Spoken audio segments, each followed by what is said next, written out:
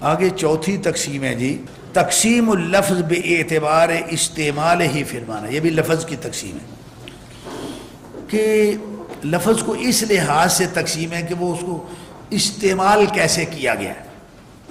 بے اعتبار استعمال ہی فی المعنی کہ اس کو جو استعمال کیا گیا ہے وہ کس طرح کیا گیا ہے. تو اس کی پھر انہوں نے 4 قسمیں بنائی: حقیقت، مجاز، صریح اور کنایا. حقیقت مجاز بھی عین ہی جو جمہور کے ہاں ہے وہی ان کے ہاں بھی ہے. صریح کی ان کی تعریف یہ ہے کہ ما ظہر المعنى المراد منه ظہورا تاما بسبب کثرت الاستعمال.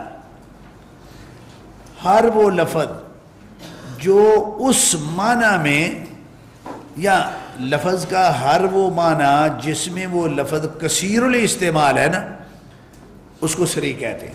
حقیقی معنی میں وہ کثیر الاستعمال ہو جائے یا مجازی معنی میں ہو جائے، بس ایک ہی شرط ہے کہ وہ کثیر الاستعمال ہے، تو اس کو کیا کہیں گے؟ صریح کہیں گے.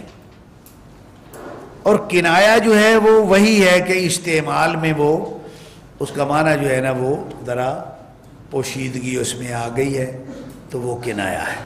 صریح کی تعریف وہ تو حقیقت و مجاز کا سب کچھ وہی ہے جو وہاں ہے، تکرار کی جہاں ضرورت نہیں تھی. تو صریح ما ظہر المعنى المراد منه ظہورا تاما بسبب کثرت الاستعمال حقیقتا کان او مجازا کالبیع والطلاق والاکل والشرب ونحوها من الکلمات. اب یہ کلمات جن معنی میں عام استعمال ہوتے ہیں،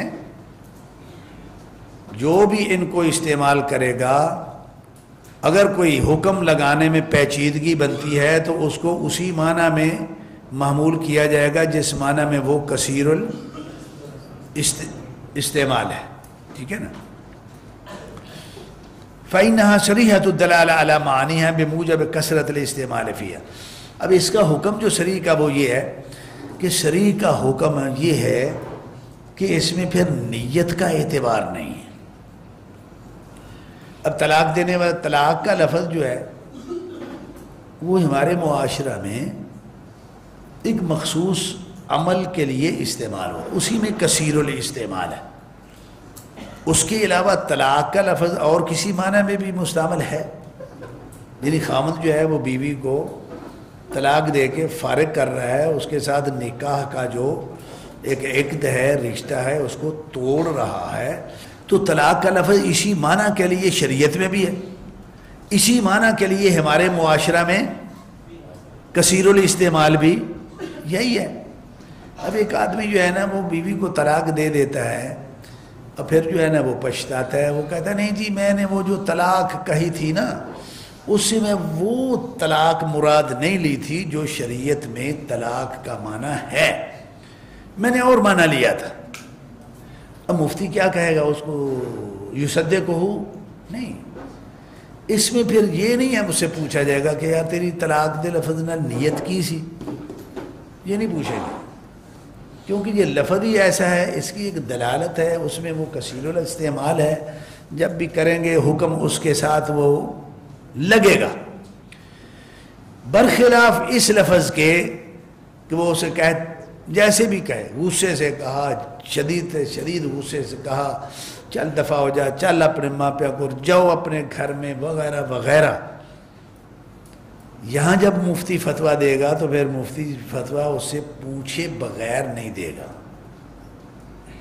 کیونکہ یہ جو الفاظ ہیں یہ اس معنی میں کثیر الاستعمال. اب یہاں پوچھا جائے گا بھائی میاں تو داسے نو تکے مار کے جو کڑے ہی کروں وہ کی کیتا ہے، تو طلاق مراد لیا یا ایمے کو غصہ کڑے ہی ہو دیتے کی کیتا ہے. اب جو وہ کہہ دے گا نا مفتی فتویٰ اس کے مطابق دے. وہ کہے جی میں نے طلاق مراد لی تھی، ہو گئی. وہ کہے نہیں میں نے وہ طلاق مراد نہیں لی، ایمے غصہ شصہ کڑے اور تو میں کچھ نہیں کی تھا. کہے گا چل ٹھیک ہے پھر آئندہ نہ انج کریں، سمجھائے بجھائے گا کہ یہ غصہ کرنے کا طریقہ کوئی نہیں. لیکن طلاق کا فتویٰ یہ صریح کا جی حکم ہے. چلیے اس کے بعد ایک کنایا کا لفظ ہے، اللفظ الذي استتر المراد منه بسبب الاستعمال ولا يفهم الا بقرینہ. یہ کنایا وہی ہے جو بلاغت کی کتابوں میں کنایا کی جو تعریف ہے وہی.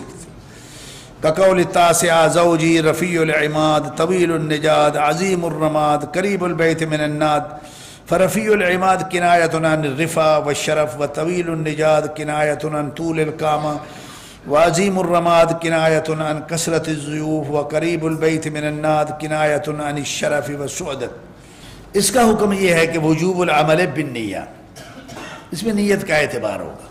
وہ جس طرح کبھی کوئی کنائی صورتیں استعمال کر ڈالے تو پھر اس کو پوچھا جائے گا کہ بھائی کیا نیت کی تھی آپ نے، جو اس نے نیت کی بتائی تھی یا بتائے گا اس کے مطابق اس پہ حکم لگ جائے گا، یہ کنایا کی بات ہے۔